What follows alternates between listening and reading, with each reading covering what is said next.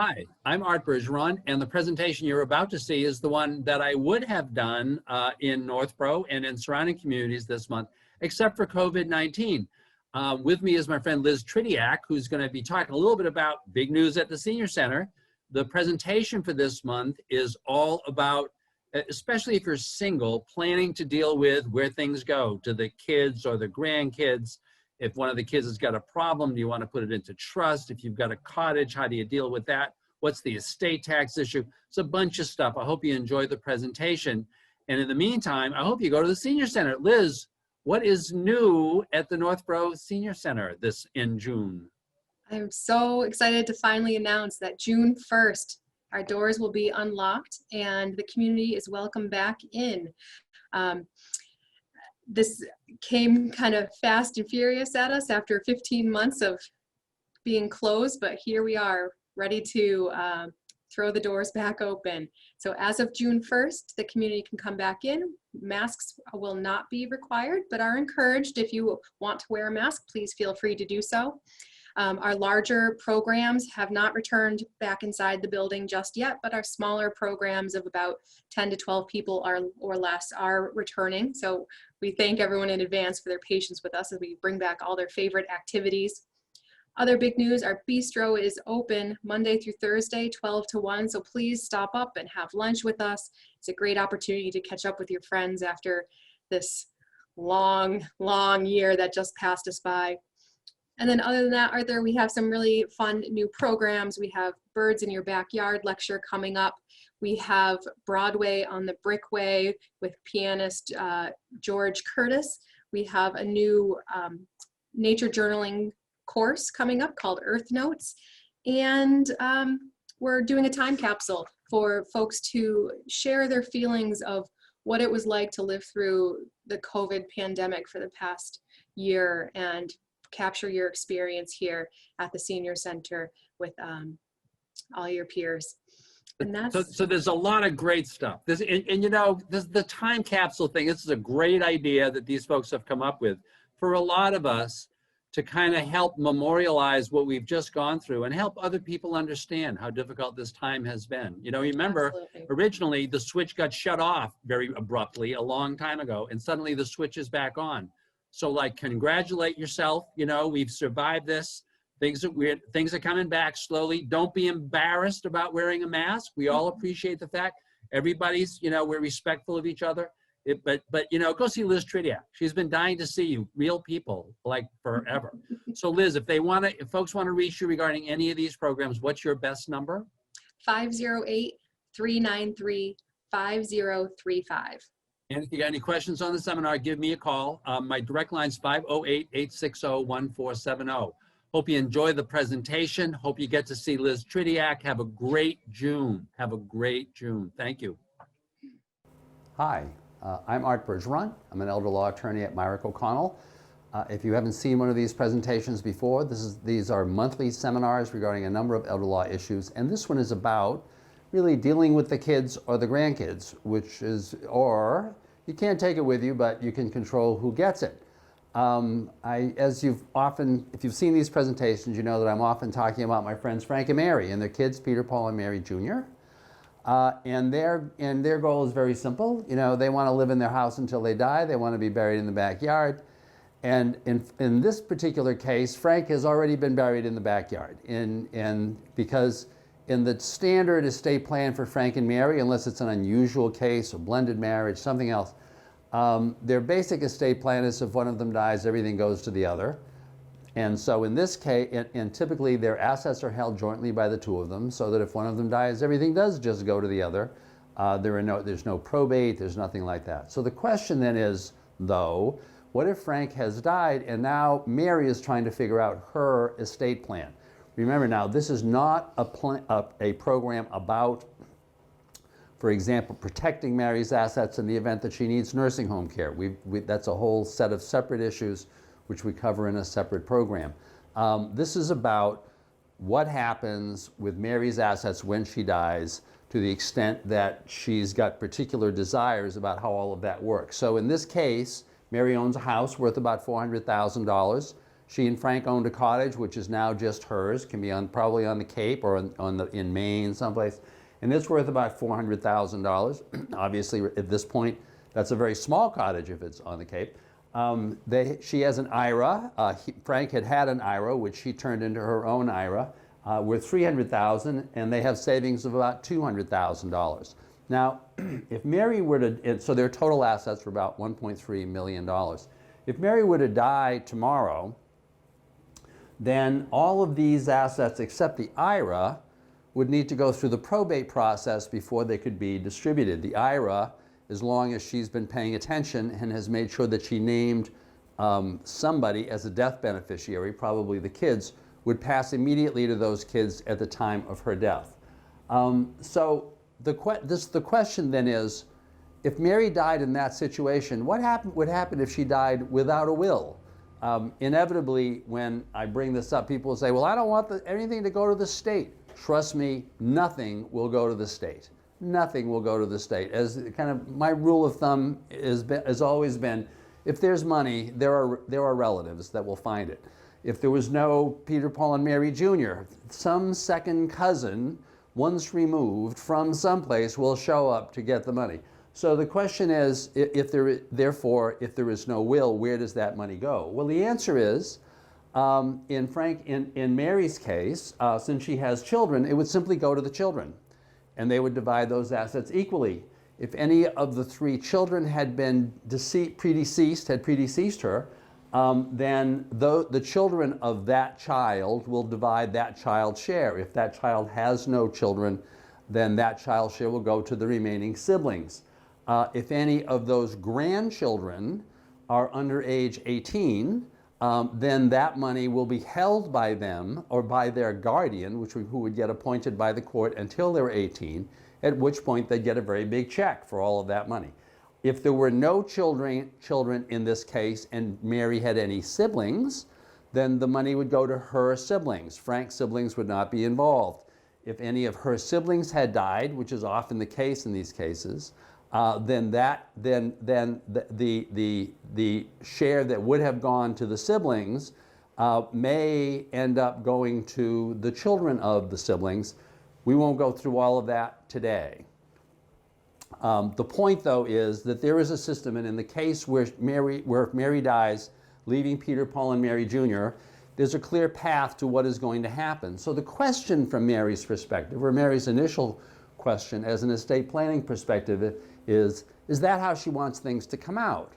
And if she does, if that system is okay, then actually Mary really doesn't need a will. So the question then is, are there any reasons why Mary might want to have a will? For example, if Mary wants to have all assets divided equally among the three children, the question is, does any of those children have any issues?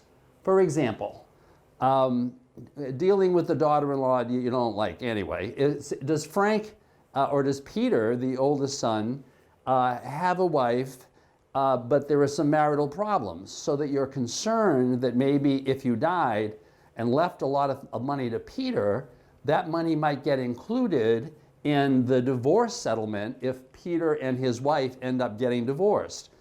This happens.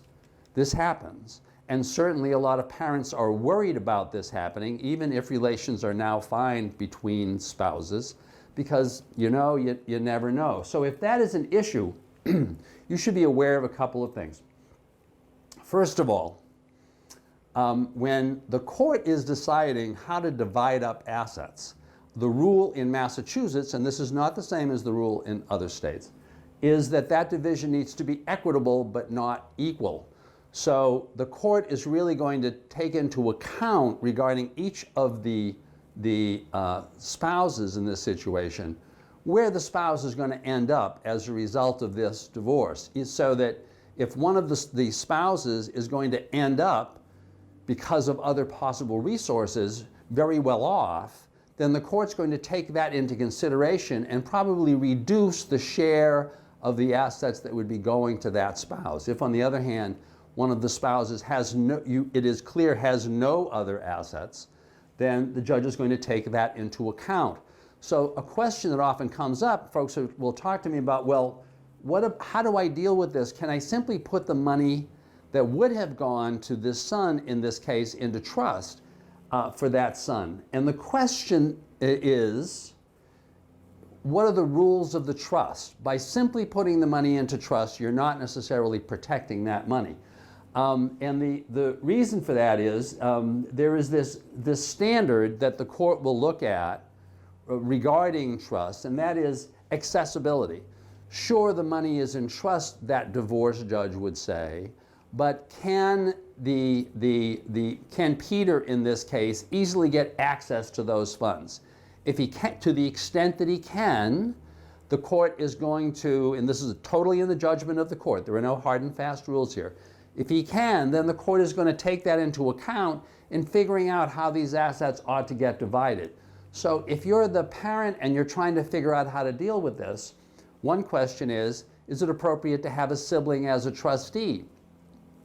Well, if the sibling is the trustee and there are no limits on the distributions that can be made to Peter, the court may very well assume that the trustee is simply going to give the money to Peter as soon as this divorce is over, and therefore that as far as the court is concerned, those assets should be included in figuring out the ultimate distribution of the marital assets.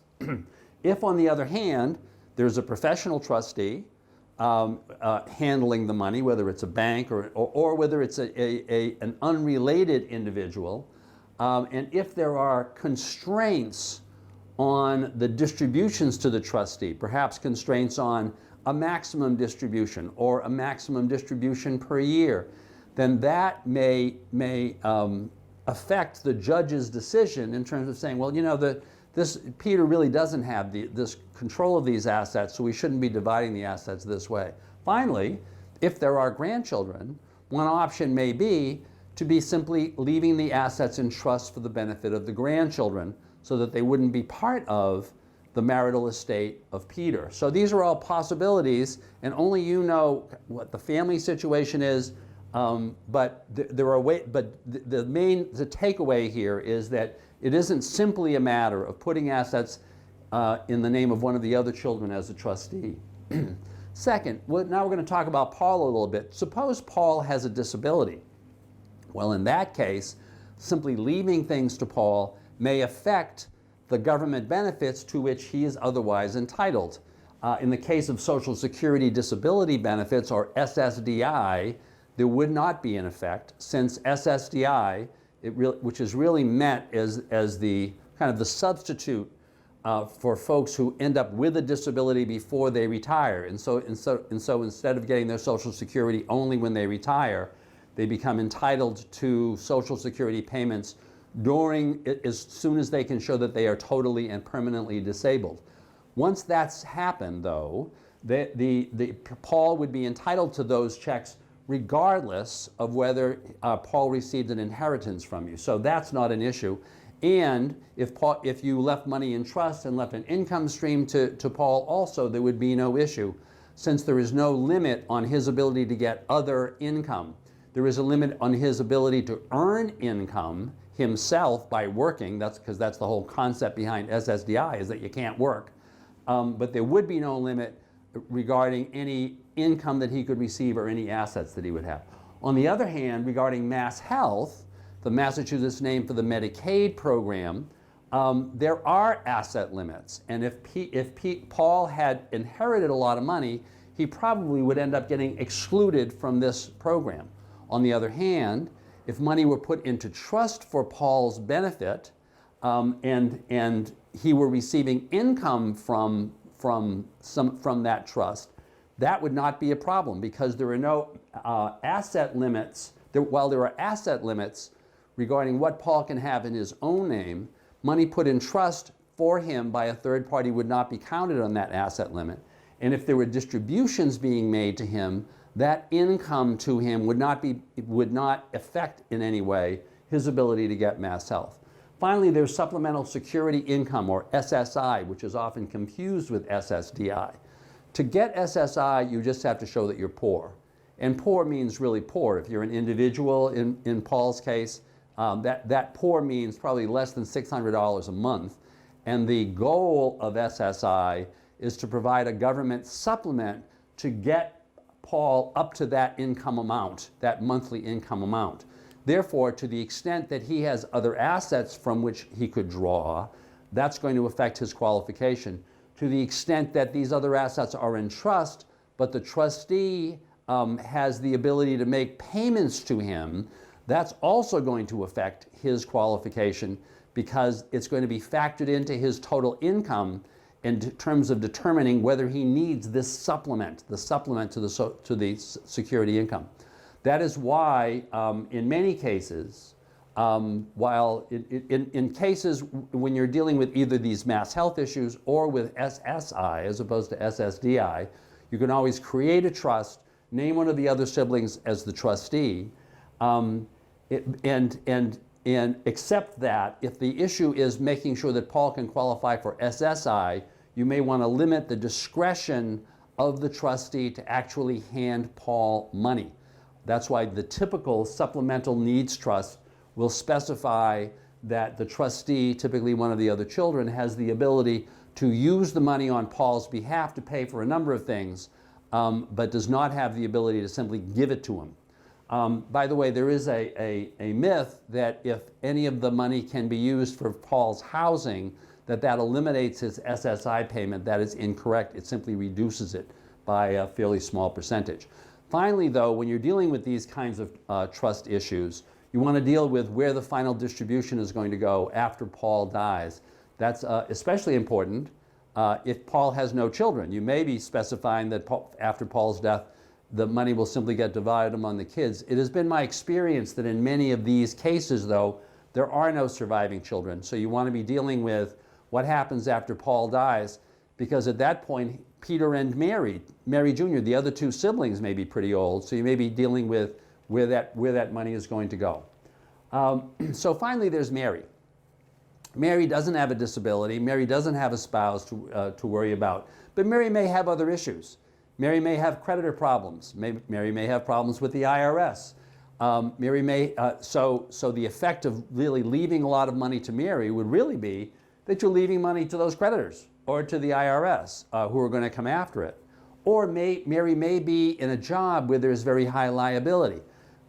Nurses always come to mind. People who are, or people who are working as CNAs, certified nurse assistants, just in kind of not high wage jobs, but working with people all the time. So there is this real possibility that somebody could get hurt and somebody could sue Mary Jr. In that situation, once again, you may decide that you want to set up a trust for Mary's benefit. Also, Mary just may have some problems managing her funds in general. Mary may have an opioid problem. Mary may have any number of problems. So if you want to set up that kind of trust, you can. The question there is a sibling an appropriate trustee, or is this just going to cause unbelievable friction among the siblings, in which case you really need to get some third party. Oftentimes it can be a niece or a nephew or a friend, somebody else. You may want a professional trustee, although they tend to be expensive. And once again, in Mary's case, the questions are first, when can a final distribution be made? In other words, if the trustee has the discretion to make a distribution to Mary at any time, you may say that you leave that discretion in the hands of one of her siblings, say, so that if she is able to resolve her creditor problems or her other problems, at that point the sibling can simply give her the money. If that ends up not being the case, then as in the case with Paul, the question is, where does the money go ultimately? Remember, this trust money may end up getting distributed a long time from now if Peter, Paul, and Mary Jr. are still young. So you want to be kind of figuring that stuff out so you can kind of keep those things in mind. Then, of course, there are the grandchildren. A lot of times people come in and say, well, I just want to leave my grandchildren money because they're really going to need it for college. That's the reason why many people will set up these so-called 529 plans which, if you've put money into the plan account, the interest on that money does not end up being taxable to you, so that the funds end up growing faster. And then the money ultimately needs to be used to pay for high school or college. The question, though, that you want to ask yourself in these situations is, what is the real effect on that grandchild's ability to get student aid. As I often tell people, when you're setting up one of these plans thinking that you're giving the money to the grandchildren, you really really may end up giving it to Harvard. Now that sounds like, I don't have any problems with your giving money to Harvard, but the question is, how is Harvard going to look at those funds, or how is the local state college going to look at those funds? When that grandchild submits the FAFSA application, and many colleges other than state schools also rely on FAFSA, although they may evaluate the information in a different way. But it has been my experience that typically a college or university will look at money that is in trust for a child and will say, well, that money is available for the child, and therefore that child does not need as much student aid. And typically, if the money is available specifies that child, they're simply going to subtract the amount that is available to the child from the amount of the student aid, dollar for dollar.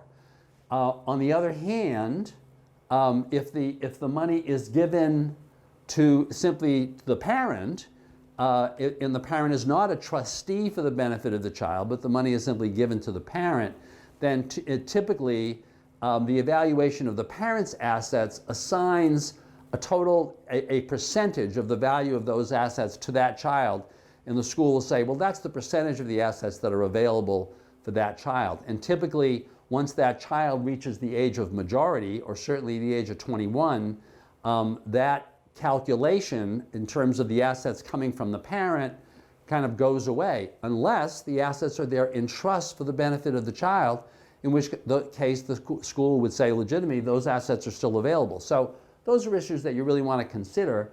Also, if you're structuring things, because we talked earlier about, well, what happens if one of my children has predeceased me and money is being held for the benefit of that child?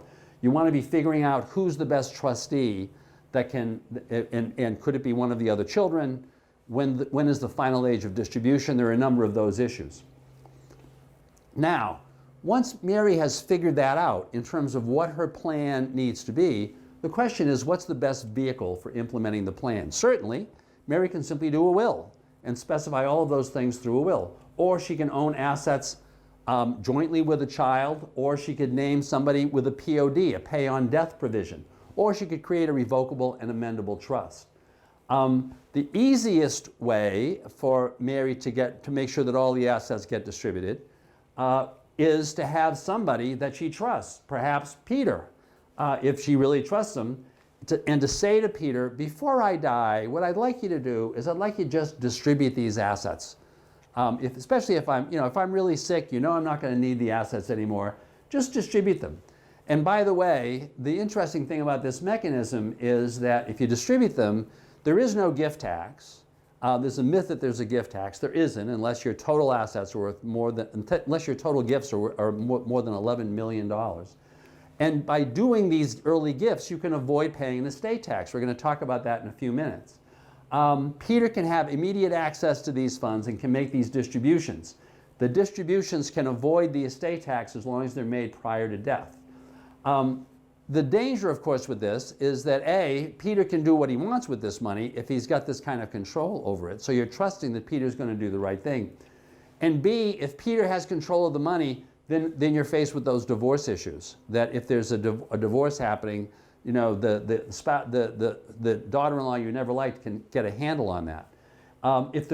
So the second way is to simply for Mary to hold her assets till she dies, and then divide it according to the terms of a will. And that works fine.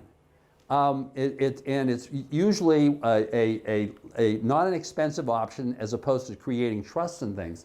The issue is that after Mary dies, using the will mechanism doesn't save Mary any money, but or does save Mary money because the cost of it is very low. But after she dies, her kids are going to need to face this, dealing with the probate process. Probate is designed to make sure that assets that you own at the moment of your death get distributed to the right people. But it's also designed to make sure that creditors get paid. Creditors have 1 year from the day of your death to file a claim against the probate estate, which is the reason why probate always takes at least a year and a day. To the extent that you want to avoid that hassle for your kids, to the extent that you want to avoid the legal fees involved in filing for probate and going through that process, and those legal fees typically are around somewhere between $3,000 and $10,000, depending on how complicated things get. And to the extent that you want to make sure that the kids aren't arguing, because the probate process gives the kids a forum in which to argue, because there are several things that happen in probate which, unless everybody assents to them, require a court hearing. So they're a bad place to go if you have a relatively dysfunctional family. If those are the issues, then you probably want to avoid that by having Mary create a revocable and amendable trust.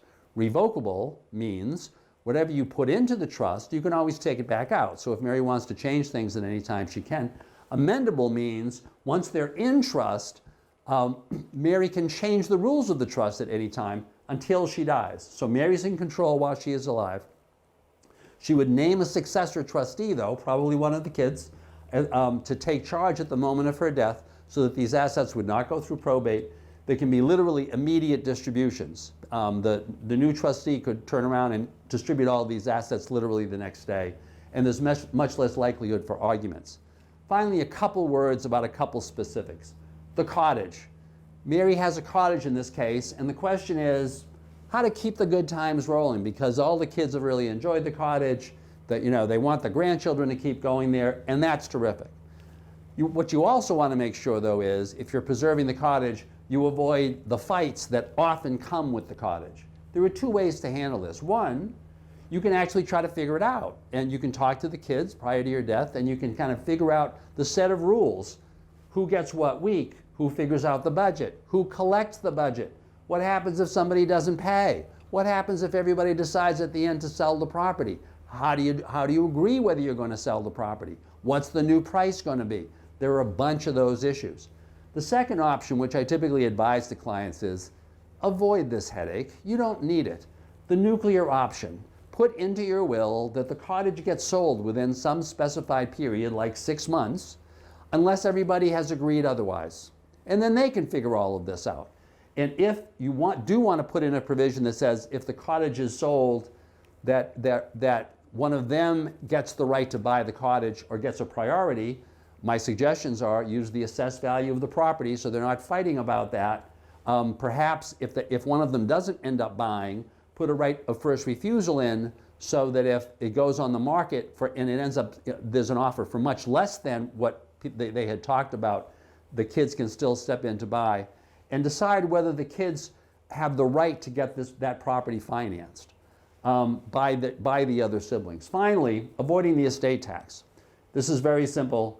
The taxable estate, Mary's taxable estate in this case is $1.3 million. The Massachusetts estate tax on that estate would be $55,400. There are a couple of ways that you can deal with that, right? But the easiest way is to simply give assets away before Mary dies. And I'm going to do a more detailed presentation on gifting later in the year. But once again, contrary to public myth, to very common myth, there would not be a gift tax in that case. So there's not going to be a penalty to Mary for giving away things before she dies. So I hope you enjoyed this presentation. Remember, the goal of life is to sleep well at night. If you're not worried about this, don't worry about it. If you are worried about it, though, you may want to talk to a lawyer about it. You can always find this presentation again on YouTube at our YouTube channel, Elder Law Frank and Mary, or you can contact me directly. My phone number is 508-860-1470. My email, abergeron, abergeron @myrickoconnell.com. Thank you very much. I hope you enjoyed the presentation.